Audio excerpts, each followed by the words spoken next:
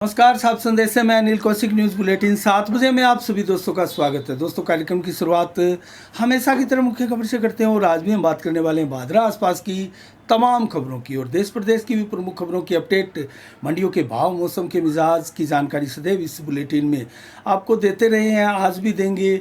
और आज हम सभी धमाकेदार खबरों सहित दोस्तों राजनीतिक विषय पर तमाम घटनाक्रम जो नेता जनसंपर्क अभियान चलाए हुए हैं उनको लेकर वो सारी रिपोर्टें आपको बताएंगे। दोस्तों, कौन कौन नेता कहाँ किस प्रकार से अपना अभियान जारी रखे हुए हैं। और इसके अलावा जो श्रृंखला हमने एक प्रारंभ की थी राजनीतिक परिवारों के परिचय की, उनका संपूर्ण परिचय, पूरे परिवार का परिचय, दोस्तों वो श्रृंखला भी लगातार जारी रहेगी। और अब तक उस श्रृंखला में हमने बेनीवाल परिवार हो या बढ़िया परिवार हो या फिर ज्ञान सिंह चौधरी कस्बा परिवार हो, सभी के बारे में आपको विस्तार से बताया है। और आगे भी हम डूडी परिवार हो, हंसराज आर्य परिवार हो, सभी नेताओं के, तमाम नेताओं के, भादरा क्षेत्र के आसपास के उन परिवारों का परिचय आपसे ज़रूर करवाते रहेंगे। और दोस्तों, आज सबसे बड़ी खबर से हम शुरुआत करते हैं और सबसे बड़ी खबर हम उसको लेते हैं जिसको लेकर किसान लगातार दोस्तों आंदोलित हैं और ज्ञापन देते रहे हैं और बार बार आक्रोश का प्रदर्शन भी करते रहे हैं। 2021 फसल बीमा क्लेम की हम बात कर रहे हैं दोस्तों, जो आपको याद होगा 250 करोड़ का मात्र ऊंट के मुंह में जीरे के समान जो फसल बीमा क्लेम आया था, उसको लेकर बात करते हैं। उसको लेकर आज एक बहुत बड़ा घटनाक्रम कहे, मीटिंग कहे, राजस्थान सरकार की हुई है और उसमें किसानों का प्रतिनिधिमंडल भी भाग लिया था और दोस्तों जनप्रतिनिधि भी उस बैठक में भाग लिए। आखिर इस मीटिंग का औचित्य क्या था और क्या निष्कर्ष निकला, इसके बारे में मैं आपको बताऊं तो इस बैठक में सबसे पहले मैं बता दूं जो आज हुई है फसल बीमा क्लेम, खरीफ फसल बीमा क्लेम 2021 को लेकर जो मामला गंभीरता के साथ सरकार के समक्ष जनप्रतिनिधियों द्वारा, किसान प्रतिनिधियों द्वारा बार बार रखा गया है। शासन सचिव जो कृषि विभाग है वो भी इसमें मौजूद रहे, कृषि आयुक्त भी इसमें मौजूद रहे। और दोस्तों, कुल मिला के इसमें डिसीजन क्या हुआ, हमारे चूरू जिला के सांसद राहुल कस्बा भी इसमें मौजूद रहे और दोस्तों अनेकों विधायक थे, राजगढ़ की विधायक कृष्णा पूनिया भी इसमें मौजूद रही। खास तौर से क्या बातें हुई इसमें, किसानों के प्रतिनिधिमंडल ने भी इस बैठक में हिस्सा लिया। और इसके अलावा दोस्तों बात करें तो राहुल कस्बा ने एक अहम बात कही और अहम मुद्दा उठाया। इसको आप हमारे सोशल चैनल, फेसबुक चैनल पर भी देख सकते हैं दोस्तों, किस प्रकार से राहुल कस्बा ने उस मीटिंग में ये मुद्दा उठाया। खरीफ फसल 2021 का जो बीमा कंपनी की एक प्रकार से आपत्ति थी, राज्य सरकार की एसटीएसी ने जो गलत फैसला लिया, करीब 700 करोड़ का फसल बीमा क्लेम किसानों के खातों में आना था, महज 250 का क्यों आया, उसको लेकर विस्तार से बातें हुई। सभी प्रतिनिधियों ने अपनी बातें रखी, जनप्रतिनिधियों ने अपनी बातें रखी और सरकार के इन नुमाइंदों ने तमाम लोगों की बातों को सुना और उसके बाद में समय मांगा। हालांकि इसमें 10 या 15-20 दिनों का तो कहीं कोई जिक्र नहीं था, लेकिन समय मांगा गया कि हमें कुछ समय दीजिए, इसका निस्तारण हम अवश्य करेंगे। तो कुल मिला के सरकार ने एक प्रकार से ये माना है कि राज्य सरकार की गलती की वजह से 700 करोड़ का फसल बीमा क्लेम 250 करोड़ के रूप में लोगों को मिल पाया। तो इसको लेकर हमारे स्थानीय प्रतिनिधि की अगर बात करें, जनप्रतिनिधि की, बलवान पूनिया ने अभी तक इस पर एक शब्द नहीं बोला दोस्तों। किस प्रकार से राज्य सरकार की गलती से ये स्टेलाइट और क्रॉप कटिंग के बीच में फंसे पेच को लेकर और जो फसल बीमा क्लेम कम आया उसको लेकर कहीं आवाज़ बुलंद की हो। दोस्तों, इसके ऊपर हमारी नज़रें लगातार बनी रहेगी और जैसे इसमें कोई किसानों के लिए अच्छी, लाभकारी, शुभकारी खबर आएगी हम ज़रूर आपको बताएंगे। लेकिन कुल मिला के कुछ दिनों का समय सरकार के इन नुमाइंदों ने मांगा है। इसके अलावा दोस्तों बात करें अन्य खबरों की तो एक और बड़ी खबर से आपको रूबरू कराते हैं दोस्तों, जो आने वाले 26 जून को आप देख सकते हैं किसानों का एक बहुत बड़ा आंदोलन करवट लेता हुआ दिखाई दे रहा है दोस्तों। भादरा क्षेत्र में, रामगढ़ में मुख्य रूप से मैं आपको बताऊं तो अमर सिंह ब्रांच रामगढ़ में बड़ी संख्या में किसानों के पहुंचने का आह्वान किया जा रहा है 26 जून को।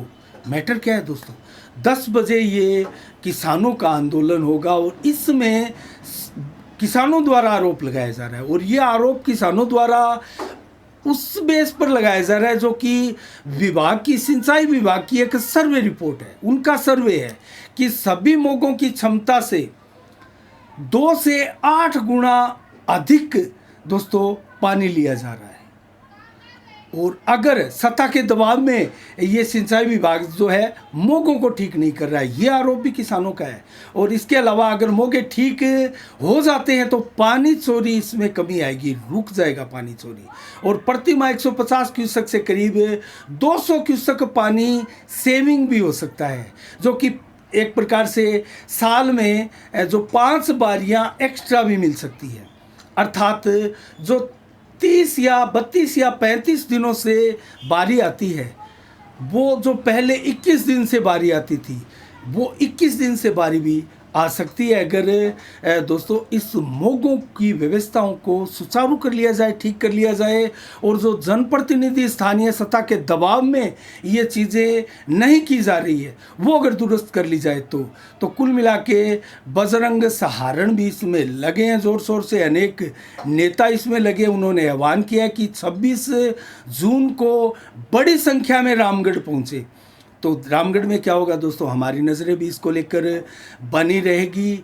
और अब हम बात करते हैं अन्य खबरों की। तो भादरा क्षेत्र के अनेक गांवों में खारा पानी पीने को मजबूर है दोस्तों लोग, व्यवस्था एकदम गड़बड़ाई हुई है। और कुल मिला के अगर देखा जाए स्थिति तो प्रचंड गर्मी इस बार नहीं पड़ी। अगर प्रचंड गर्मी पड़ती तो पेयजल की भी भारी किल्लत जो हर बार देखी जाती है वो भी देखी जा सकती थी, लेकिन इस बार वो स्थिति अभी तक विकट दिखाई नहीं देती। लेकिन खारे पानी की समस्या अनेक गांवों में देखी जा रही है। और भादरा कस्बे में तो बार बार हम खबरें आपको दिखाते रहे हैं, गंदे पानी पीने को मजबूर है लोग, जो चाहे सीवरेज की कनेक्टिविटी से आ रहा हो या नालियों की कनेक्टिविटी से या कुइयों की कनेक्टिविटी से, जलदाय विभाग के पाइपों में कनेक्ट होकर लोगों के घरों में गंदा पानी आ रहा है और वो पीने को मजबूर हो रहे हैं। स्थानीय 40 के 40 वार्डों के लोग आए दिन किसी ना किसी वार्डों से इस प्रकार की समस्याएं आम है। तो कुल मिला के दोस्तों ये स्थिति गंभीर है और इसको लेकर विचार करने की आवश्यकता है। क्षेत्र के जनप्रतिनिधियों को, क्षेत्र के लोगों को, स्थानीय प्रशासन को भी दोस्तों इसको लेकर गंभीरता के साथ मनन करने की बात है, दरकार भी है। दोस्तों कुल मिला के हम बात करें अन्य खबरों की तो मलखेड़ा में आपको याद होगा जो 8 जून को एक लड़की गायब हुई थी और लोगों का आक्रोश फूटा था, सड़कें जाम कर दी गई, विधायक बलवान पूनिया का पुतला फूंका गया था मलखेड़ा में।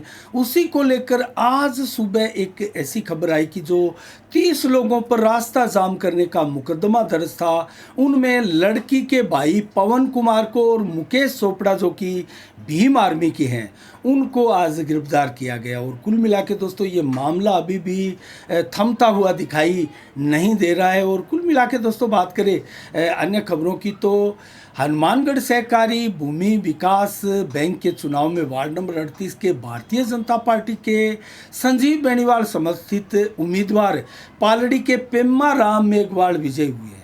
और दोस्तों 71 में से 55 वोट लेकर प्रचंड जीत दर्ज की है पेम्मा राम ने। और संजीव बेनीवाल ने उनको उनके निवास स्थान पर जाकर बधाई भी दी। तो कुल मिला के दोस्तों देखा जाए तो आसपास जो खबरें हैं वो अब राजनीतिक खबरें जो है अब आपको दिखाई भी देने लगी है। एक दूसरे को सहमत देने की जो खबरें हैं, कवायद है, वो लगातार नेताओं द्वारा की जा रही है। और हम बात करें स्थानीय दोस्तों बात कर रहे थे खार गंदा पानी पीने की, तो कुल मिला के हरिप्रकाश शर्मा जो वार्ड नंबर 7 के पार्षद हैं लगातार दोस्तों अव्यवस्थाओं का मुद्दा कस्बा क्षेत्र से वो उठाते रहे हैं।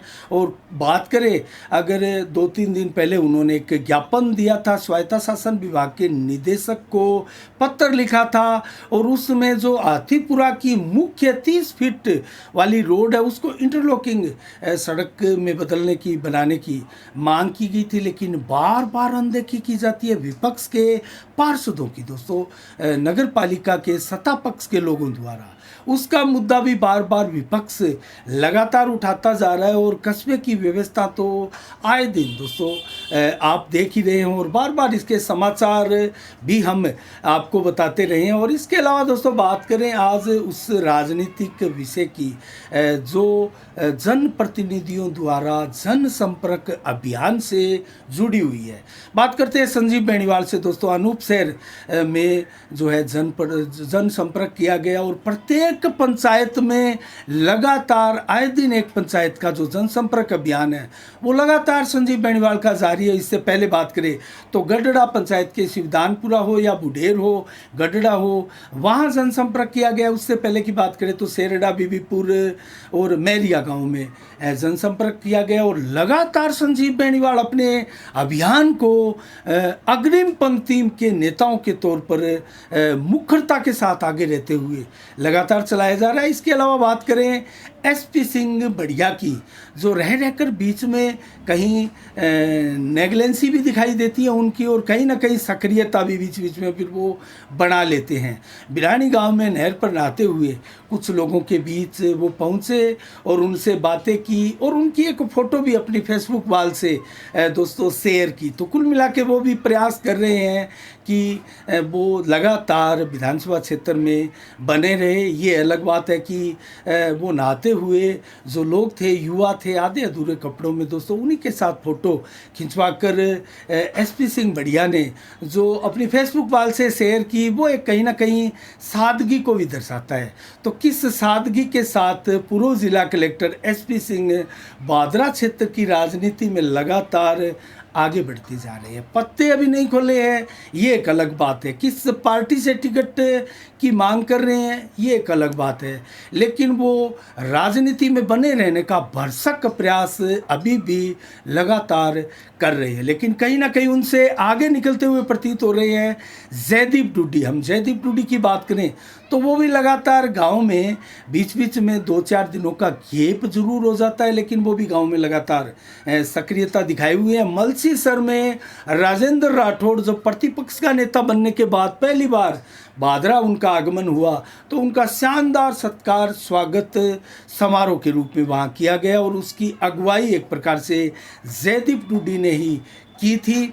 तो बजरंग सारण की बात करें तो 26 जून के रामगढ़ किसान आंदोलन की रूपरेखा में बजरंग सारण की अहम भूमिका है और लगातार बजरंग सारण सक्रिय है विधानसभा क्षेत्र में और युवा नेता में सर्वाधिक अग्रिम पंक्ति के नेता भी वो लगातार साबित हो रहे हैं। और बात करें बलवान पूनिया की तो आज उनका जन्म दिवस है। साफ संदेश भारत की तरफ से विधायक बलवान पूनिया को जन्म दिवस की बहुत बहुत बधाई और शुभकामनाएं। उनका जन्म दिवस आज बादरा के उप जिला अस्पताल में केक काटकर कर्मचारियों और उनके जो कार्यकर्ता है उनके द्वारा धूमधाम से मनाया गया। और दोस्तों उनको बधाइयाँ देने वालों की होड़ सोशल मीडिया पर उनके फेसबुक वाल पर भी लगातार रही और उनका जन्म दिवस आज धूमधाम से क्षेत्र में मनाया गया। वो भी लगातार दोस्तों सक्रिय है। अगर बात करें गत दिन की तो सारण ट्रेडिंग कंपनी का उद्घाटन समारोह जब हुआ अलाइला में तो वो पहुंचे थे। उससे पहले की बात करें तो योगा दिवस पर वो बादरा के मुख्य खेल मैदान में योगा करते हुए दिखाई दिए। उससे पहले डुंगराना में माकपा का एक कार्यकर्ता सम्मेलन भी वो संबोधित करते हुए दिखाई दिए, जो हमारी फेसबुक वाल से उनका एक संबोधन का वीडियो भी आप देख सकते हैं। इसके अलावा दोस्तों बात करें तो नेता लगातार बादरा क्षेत्र में सक्रिय है, अपनी सक्रियता लगातार बनाए हुए हैं। हमारी नज़रें लगातार नेताओं पर भी टिकी है और श्रृंखला जो हमने शुरू की थी राजनीतिक परिवारों से परिचय की वो लगातार दोस्तों जारी रहेगी अनवरत रूप से। और आज 22 जून को क्या विशेष दिवस है इसको लेकर मैं आपको बताऊं तो सुभाष चंद्र बोस ने 1939 में आज ही के दिन कांग्रेस से अलग होकर फॉरवर्ड ब्लॉक की स्थापना की थी। और इसके अलावा 2016 में इसरो ने आज ही के दिन इतिहास रचा था जब एक साथ अंतरिक्ष की कक्षा में 20 उपग्रह को लॉन्च किया था।